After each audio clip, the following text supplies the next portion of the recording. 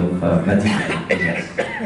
And there was a meeting between two Egyptian soldiers, the Prince Lawrence and Lawrence, General Lawrence and Prince Faisal. And they put a plan, and they managed to free Al-Mateen. If we go to the other side of Egypt, because Egypt is really lost there, but we have been there together. Fighting on the other side also in the western desert of Egypt, and even going to Gallipoli, we went together. I'm sorry to tell you that we really have been together in every country. The ANZAC team. Only Egypt and ANZAC have been together, even to Gallipoli. And there was a photo you will see, we have to go down with them. It was the first time for Egyptians, because they don't know Upper Egypt, they are not very well in the sea. Not like me, I'm from Alexandria. But these people has to help and has to go there to evacuate the soldiers, put them in the boat take them back to Alexandria. But look here. Of course we know because we are Egyptian. These are the Egyptian people in Gallipoli. And these are the Australian. What the Egyptian people should dig graves for the Australian. But if they dig grave for Australian, who will dig grave for the Egyptian? The Australian. They are there. That's the wonderful kind of mix. The wonderful kind of a bond that happened 100 years ago. Fighting terror. Trying to help friends. A war for civilization. We have to go to Europe. Also, 100,000 soldiers being moved from Alexandria, Egyptian soldiers, moved from Alexandria to Europe, France, Belgium. I want you to see the faces of the Egyptians. We are always happy. They are going to France, by the way. They have hands, dancing. This is the movement of the Egyptians. They will move to take the boats. Now they start to go up, boarding, going to France, Greece. By the way, we have a very well-known singer. His name is Said Darwish. He's always singing for the First World War. But we went there also, hand in hand, in Belgium. If you go to Belgium, you will find a sector for the ANZAC and a sector for the Egyptian. Also there is Indian, there is British. But these two together, they always stick one to the other. I have to go there. The first time, I know that there is Egyptian. By the way, not much people know in Egypt about this.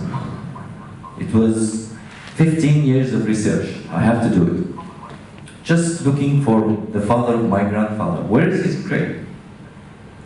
And I went to the Commonwealth, the center of Commonwealth in England, and they gave me the names of all Egyptians buried in Commonwealth cemetery all over the world. And it was surprising that I find Sabit Harun Muhammad is one of the Egyptian soldiers buried in Belgium, in the north of Belgium, in Adinkerk Cemetery. I have to go there. At that time I was preparing my doctorate in medicine, but I have little children. I have to cheat them to tell them, let's go for have fun in Belgium. And they didn't find any fun because it's just the north little village.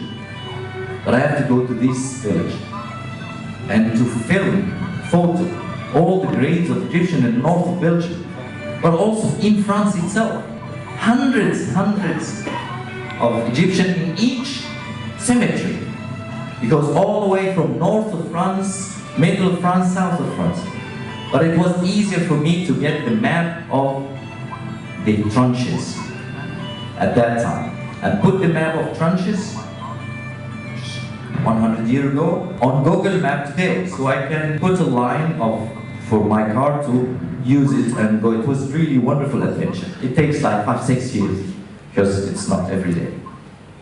But I found all the way of trenches has been digged by the Egyptian. By the way, we are very good in digging, building. The proof is the pyramids. We are the best. If you have anything to dig, tell us, we finish it quickly. And that's the main reason. They moved 100,000 Egyptian labor corps and camel corps to Europe to dig trenches. We were not alone, of course. There were labor corps from Russia, there were even United States labor corps from the United States, American labor corps, labor corps from China. But the fastest, according to the documents, it was like a shock for them to find the Egyptian digging, like someone digging very quickly, very efficiently, very deeply, and they were like the kings of digging in Europe. Europe was another disaster, but the war in Europe was more difficult than the war in Sinai, where they managed to just clear a whole area from the empire and disappearance of Ottoman Empire. But here in Europe, they have to stand all the time in trenches, and there is a famous trenches disease and of course gangrene. Gangrene happened to the legs at the time they are standing, but they saved so many armies in using trenches. Instead of using a lot of army forces, they have to use much less. What that mean?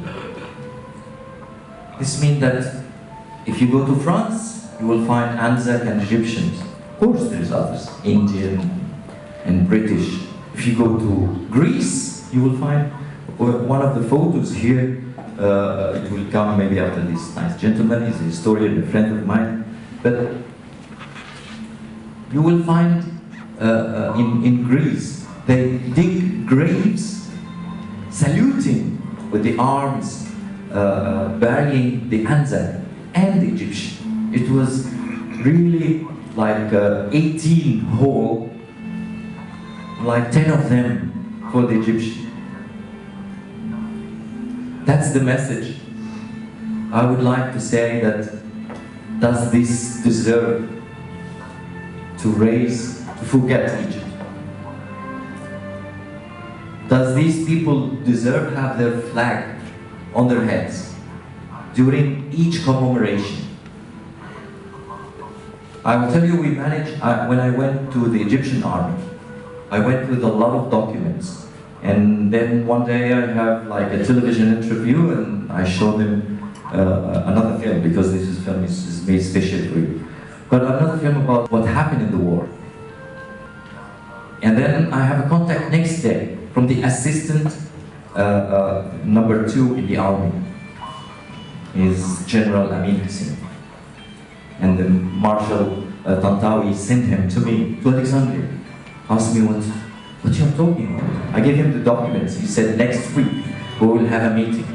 And we had really a great meeting with 12 generals during the most difficult period of time in Egypt, during the revolution, 2011. And then we decided that we have rights.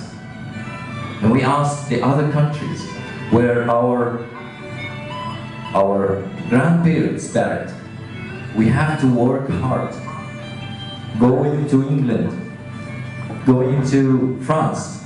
And I have met all ambassadors. The French ambassador, British ambassadors. Of course, I met him as an official representative of the Army of Egypt. With a good friend of mine is from the intelligence. I really have to teach him. We have to tell this, we have to work together to convince these people that what happened there, because we have the proof. But the first question, why you are late all that time? You have a right. And it was really embarrassing question, why we are late? Because there is someone have to come one day to tell the world, well, we have been there. Don't forget us, please. Our parents died in this country. So we managed, after 1.5 years, 2 years of discussion, papers, everything, we managed to raise our flag in each commemoration in England. The same thing in Greece, the same thing in France, the same thing in Italy.